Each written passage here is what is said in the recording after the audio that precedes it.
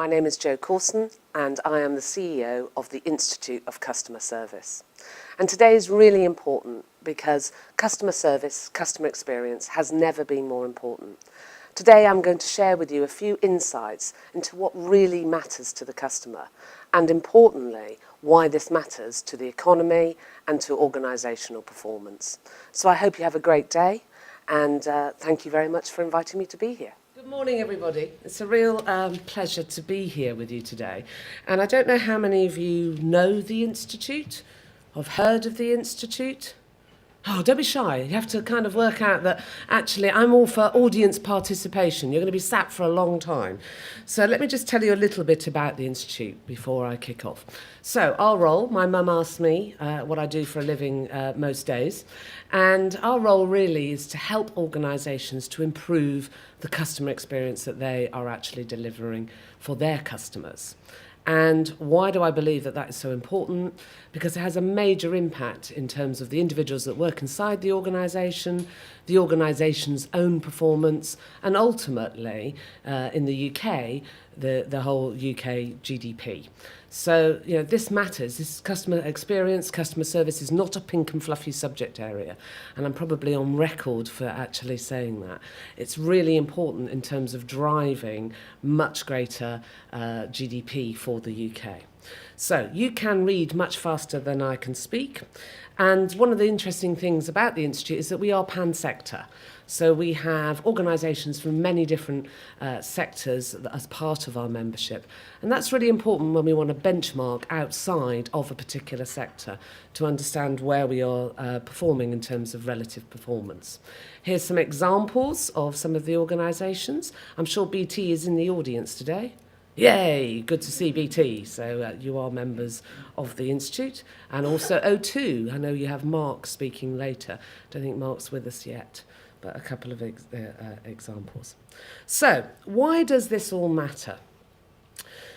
Well, for me, I think we have never, and people often over-egg this, but I don't think we've ever lived in such challenging times. And when you actually kind of look at what we're actually seeing, we've clearly got some fairly major threats to our economic growth.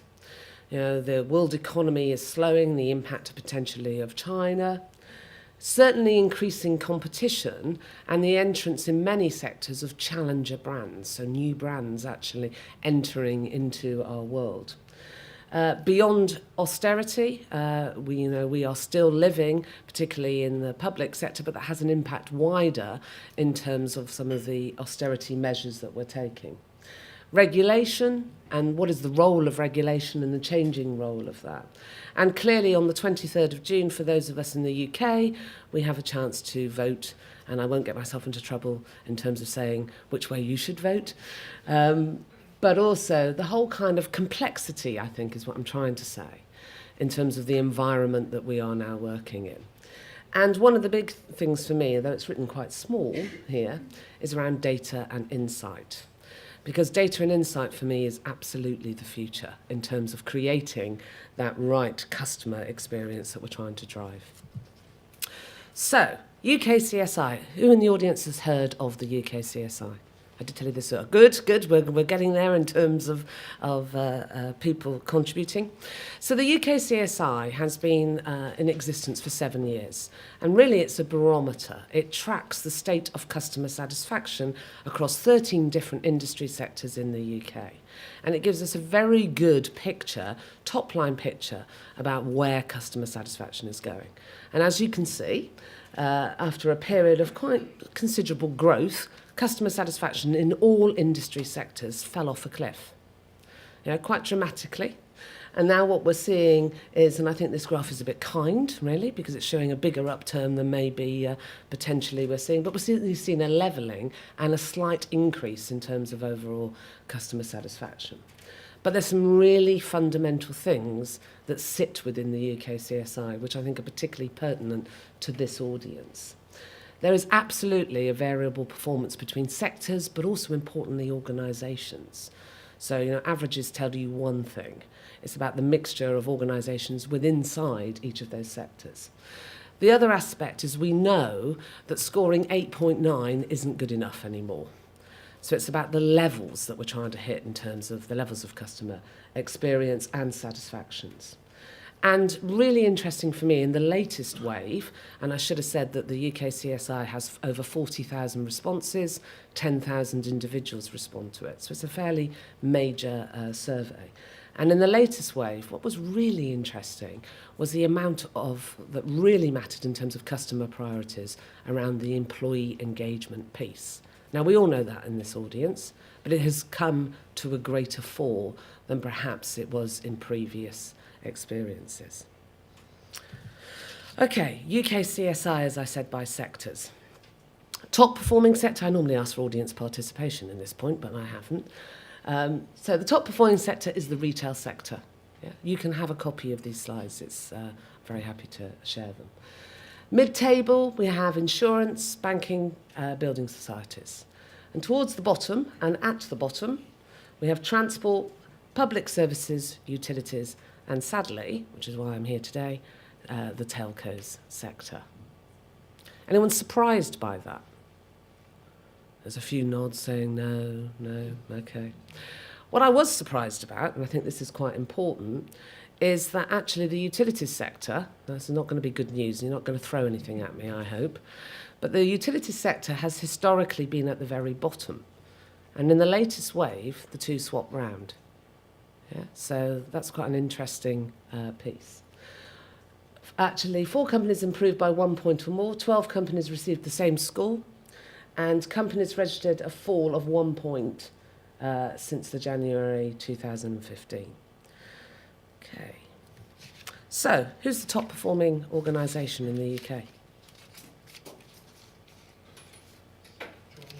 John Lewis? Amazon? Any others? M&S? Okay, let's have a little look. Oh, actually, before we have a little look, let me just share some key things with you. Food retailers. So why does, I was saying to you about customer satisfaction being so important. We have quite a lot of evidence and quite a lot of research now that is indicating the link between organisational performance and customer satisfaction. And it's particularly prevalent in the retail sector, fast-moving sector. And I'll show you some more slides about this. But what we can actually track, and I've tracked that for about 5 years now, where customer satisfaction is above average in the sector, sales growth of 7.6 is actually achieved. When it's around the average, it's about 0.4%. And when it is less than below, you're actually starting seeing a minus correlation. So there's a direct correlation, I guess is what I'm saying, between the performance of an organisation and its levels of customer satisfaction. This other point, the greatest differences between the top 50 organisations and the rest are focused largely around people measures. Interesting, isn't it? Complaint handling and speed of service. So we know as consumers and customers we're far more demanding than we've ever been. Ease of doing business with has probably never been more important. But actually, some of the real critical variables for top performing organisations are how their people actually perform. And the biggest year-on-year increase, what I was saying to you before about the overall sector, is for the utilities sector, actually. It's improved by 1.9, which is quite a significant movement. Public services, 1.7, and insurance improved by 1.6 in the last 12 months. Anyway, back to the top-performing organisations, and you were quite right. So Amazon is the number 1 in the UK, followed by a fairly new entrant, Utility Warehouse, not actually been in the... It's an aggregator in the UKCSI. But there are some usual suspects. There are some names which you can see there that you have all spoken about. First Direct, Specsavers, Waitrose, John Lewis. I think the really interesting thing for John Lewis is the registered fall, actually. So even highly performing organisations are under pressure in terms of their overall customer satisfaction. Now, we are not Which, so I don't name and shame organisations. Some people in my organisation might consider me a bit Which-like, but let's not kind of go there. But we do publish the top 50, and the UKCSI is actually available for all of you to see. So, let's move on and have a little look about the telcos sector. So this is for the UK. So as I've said, the overall UK sector average is 77, and the telecommunications sector is 72.6. Top performing is over 80, giffgaff. Tesco Mobile, Pulsenet, O2 and T-Mobile are in there. So some of those organisations are above their average, but you're right, as a sector there is more to be done. And then looking at, so where are the gaps? What are the things that really, really matter in this sector? And I've gone and actually had a little look at this. And one of the key things is about getting it right first time. And when I look at the data for this, the actual figure is far below, for organisations in this sector that actually getting it right the first time is far below the UKCSI overall. So the 30% of organisations said that their interaction was not right first time.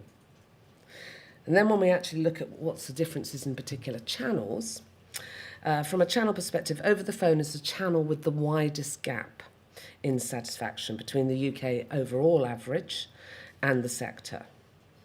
So it's 3.3 points lower than the overall average. What are the main reasons when people complain? What sort of kind of responses, because we look at this, do people give? And the most common responses are, number one, pass to somebody else. 32% were saying that. Over 30% said that they felt that the organisation made excuses. And I think really worrying, over 30% said that they seemed uninterested. So there's this sense of, I can't be bothered. Yeah? And that is something, back to the people issues, which is something that I would really encourage the sector to look at. The quality and reliability of the service is the biggest cause of complaints. 44% of people actually complained about that. But interestingly, this is a sector that attracts more complaints, so we're more likely to complain in this sector. So that's another aspect of it. But the sense of getting it right first time, I think, is something that is really important, because it's about the degree of having to keep following up. So if something isn't sorted, it's about the fact that I have to keep on chasing and keep on trying to get a response to it. But as we've said, more customers in this sector share their bad experiences than any other. Employees' attitudes and behaviours and how complaints are managed is most definitely an area of concern. And ease of doing business with, so ease of getting through, became another kind of key issue in this sector. So, can I actually talk to somebody? So given what the sector is about and the whole kind of use in terms of online and omni-channel, there's huge opportunities to actually get some of the basics better, let alone building on what's important, some of the additional points in terms of the customer. So employees' attitudes and behaviours are probably the biggest driver, the biggest area for focus, I would be suggesting. So the culture of the organisation, ease of getting through, and staff competence is another key area. I'm seeing lots of nodding in the audience.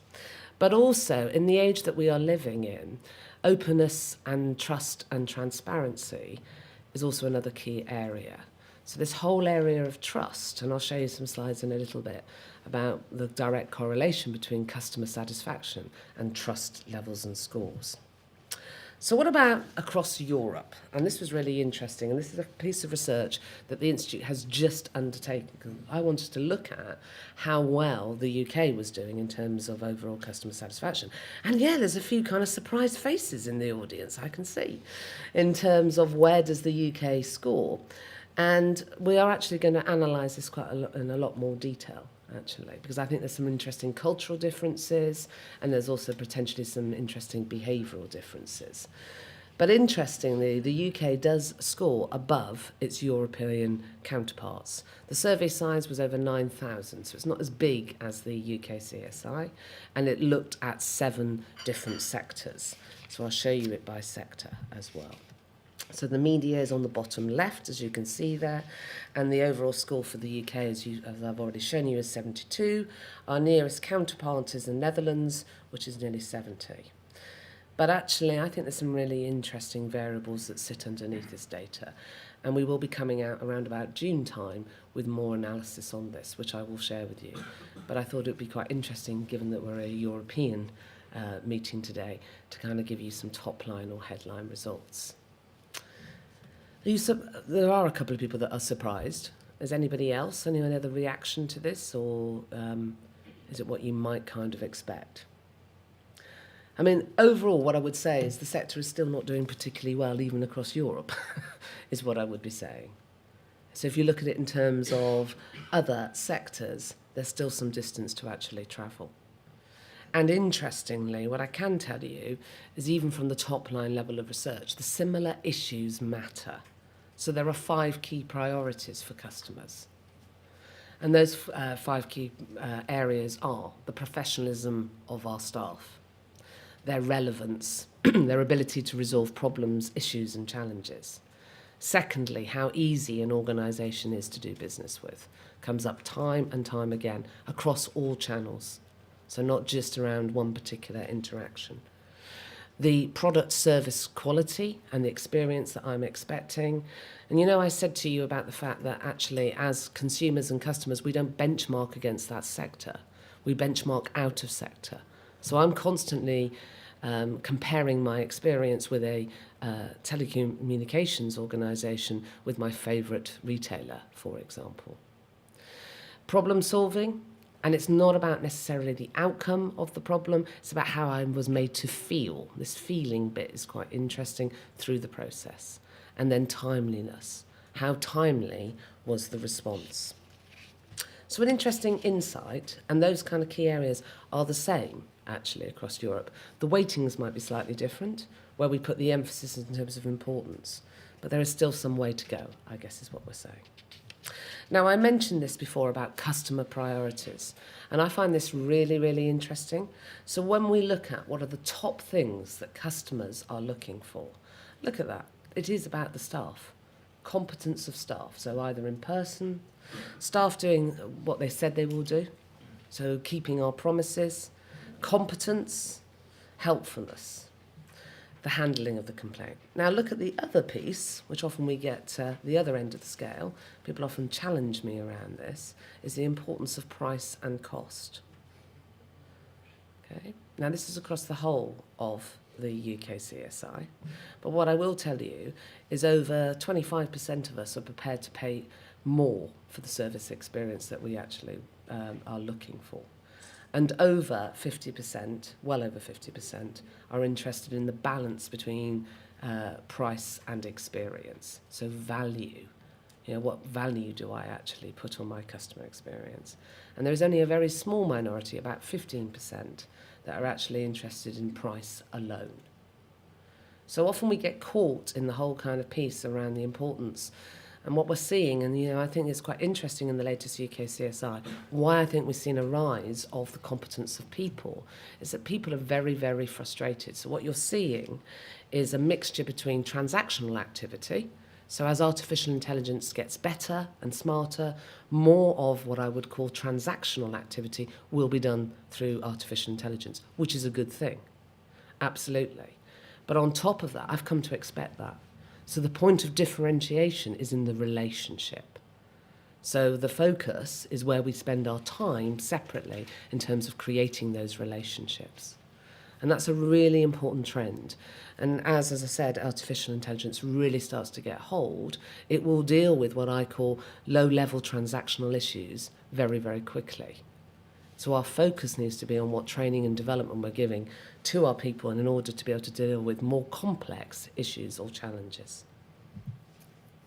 Customer satisfaction drives loyalty, trust and reputation. Remember I mentioned right at the beginning the importance of scoring over 8.9? Well, look at these scores. So in terms of organisations scoring for loyalty, 9 or 10, 96% versus any organisation that scores 8.9 or below, 65%. Recommendation, 54 versus 38. But look at the trust score. The trust score is really, really important given what we're saying and where the sector is sitting. 90% versus 44%. And reputation, 89% versus 42%. So if this is not taken seriously in the boardroom, I'm not entirely sure why it shouldn't be.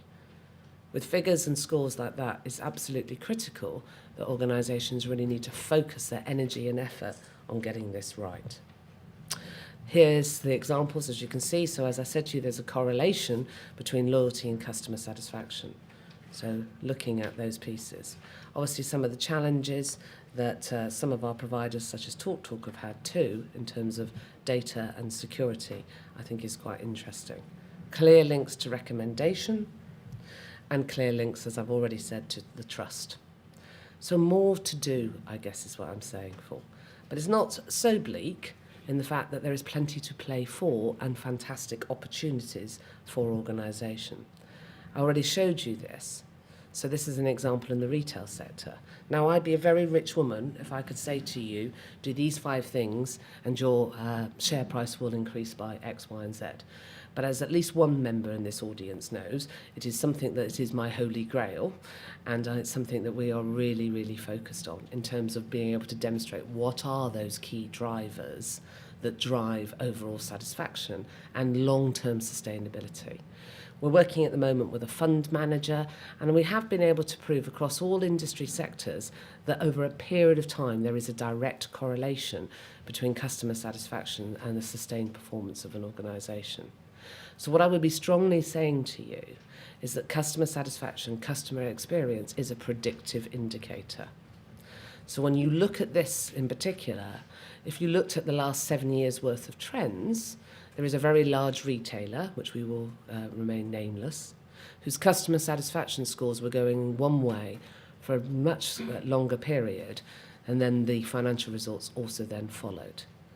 So, if nothing else, I really think that we need to be really looking at this in terms of the importance of what we measure.